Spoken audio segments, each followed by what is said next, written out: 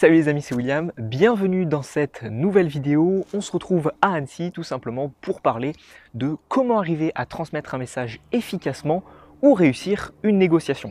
La seule chose qui va être différente dans les deux situations que je vais vous énoncer, ça va être tout simplement la dernière étape qui va être de signer un contrat ou de décrocher un contrat, réussir un entretien d'embauche, etc. Donc dans le cas de transmettre un message, vous n'aurez pas la dernière étape. Et si c'est le cas d'une négociation, par exemple, vous essayez de vendre votre voiture, de vendre un produit, ou alors d'arriver à négocier un contrat avec quelqu'un, et bien tout simplement, vous allez avoir la dernière étape qui va s'ajouter. Donc dans cette vidéo, j'aimerais vous donner un plan d'action en différents points très concrets qui vont vous permettre, étape par étape, de réussir à transmettre votre message. Le premier point, ça va être de définir le cadre.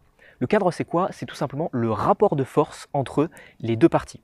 Admettons que vous êtes en entretien d'embauche, vous avez un recruteur en face de vous, il y a tout simplement un cadre de puissance et la personne est plus puissante que vous parce que tout simplement, elle est recruteuse et vous êtes là pour le poste en question. Donc ce qui va se passer, c'est qu'il va y avoir un cadre et un rapport de force qui va s'exercer.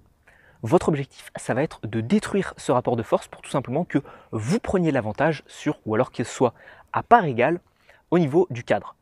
Donc, on verra ça dans des prochaines vidéos, comment maîtriser le cadre et les différents cadres qui existent, que ce soit un cadre d'autorité par exemple entre un enseignant et un élève, un cadre de puissance entre un recruteur et une personne qui postule pour un poste, etc. Vous allez voir que tout simplement il y a différents cadres et je vous apprendrai tout simplement à les renverser. Mais comprenez bien une chose dans cette vidéo, c'est qu'il va falloir que soit vous maîtrisiez le cadre, soit qu'il y ait une égalité au niveau des rapports de force entre les deux parties. Deuxième étape, en fait, ça va être de s'appuyer sur un schéma narratif. Donc on a déjà vu ça dans les vidéos sur le storytelling. La première étape du schéma narratif, ça va être de raconter l'histoire. Vous allez tout simplement raconter une histoire. Admettons que vous cherchiez à vendre quelque chose ou alors que vous cherchiez à vous faire recruter dans une entreprise. L'objectif va être de raconter une histoire et de susciter l'émotion du public. Je vous prends un autre exemple. Vous faites une prise de parole sur votre entreprise, vous présentez votre entreprise et vous essayez de convaincre des investisseurs, par exemple, d'investir chez vous. Le but ne va pas être de raconter votre entreprise avec des statistiques, avec qu'est-ce que permet votre entreprise aujourd'hui. Non, le but va être vraiment de raconter l'histoire de votre entreprise. Par exemple, c'est le cas de beaucoup d'entreprises. On sait qu'Apple, c'est l'histoire de Steve Jobs, etc. Donc le but, c'est de vraiment fonder une histoire et ensuite de susciter l'émotion du public. C'est comme ça que vous arriverez à le convaincre facilement.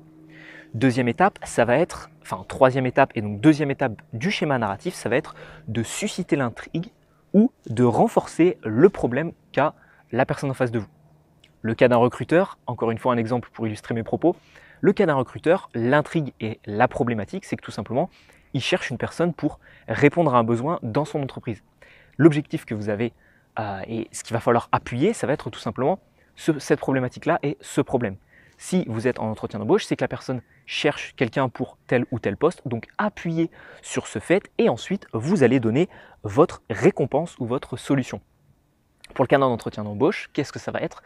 Ça va être de dire voilà, vous avez un problème, vous n'avez pas de personne pour tel ou tel poste, je suis la récompense, je suis la solution qu'il vous faut. Alors vous énoncez pas ça comme ça, mais vous le faites, vous le laissez transparaître. Et qu'est-ce qui va se passer? Tout simplement, la personne va se rendre compte que vous êtes vraiment la solution qu'il lui faut et la récompense à sa problématique. Mais bien insister sur le fait qu'il y a un problème, donc renforcer ça. Comprenez bien ça, si vous êtes en entretien d'embauche, c'est que les personnes ont besoin d'un poste. Si vous avez des investisseurs autour de vous, c'est que les personnes ont besoin d'investir dans un business et donc ensuite de gagner de l'argent. Donc leur problématique, c'est de gagner plus d'argent. Pour un recruteur, c'est de trouver un emploi. Pour, admettons, des personnes si vous postulez pour une université, une école, etc., c'est d'avoir des étudiants qualifiés dans leur domaine. Donc, renforcer cette problématique et ensuite donner la solution à cette problématique. La récompense, et à ce niveau-là, qu'est-ce qu'il va falloir appuyer? Il va falloir appuyer des chiffres, des statistiques concrètes. Pour des investisseurs, dire quelle va être la rentabilité. Pour une personne sur un entretien, quelle va être la productivité que vous allez pouvoir offrir à son entreprise pour pouvoir dynamiser son entreprise, etc. Donc à ce moment-là, vous êtes plutôt dans un rôle analytique, vous avez suscité les émotions auparavant, et dans cette partie, vous êtes dans un rôle vraiment analytique, vous donnez des chiffres concrets, vous parlez d'argent, mais vraiment de quelque chose de concret. Okay.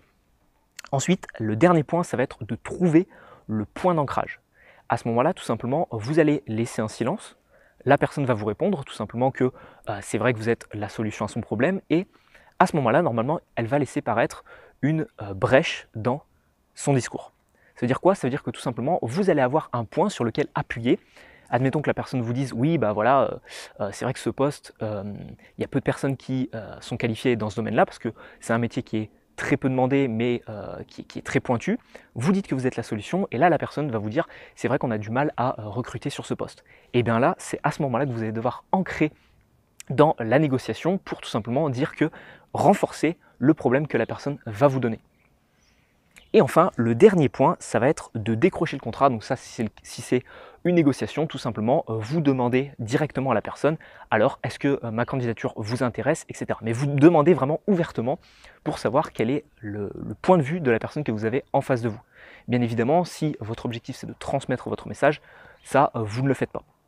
Donc je récapitule les différents points. Premièrement, vous allez définir le cadre et essayer soit d'avoir un rapport de force égal, soit tout simplement d'avoir un rapport de force supérieur à la personne que vous avez en face de vous.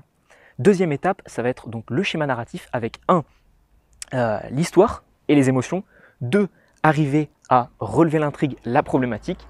3. Arriver tout simplement à donner la solution, comme quoi vous êtes la solution, ou votre outil, ce que vous avez à proposer est la solution au problème de la personne en question.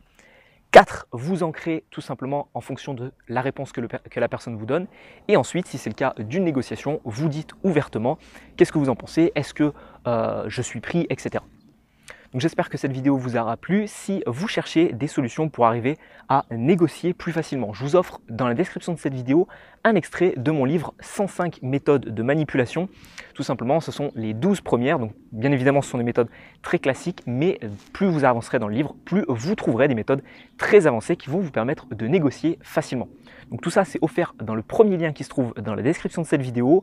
C'était William. Abonnez-vous à la chaîne si vous voulez plus de conseils, prise de parole, éloquence et confiance en soi à l'oral. On se retrouve pour une prochaine vidéo. Ciao, ciao!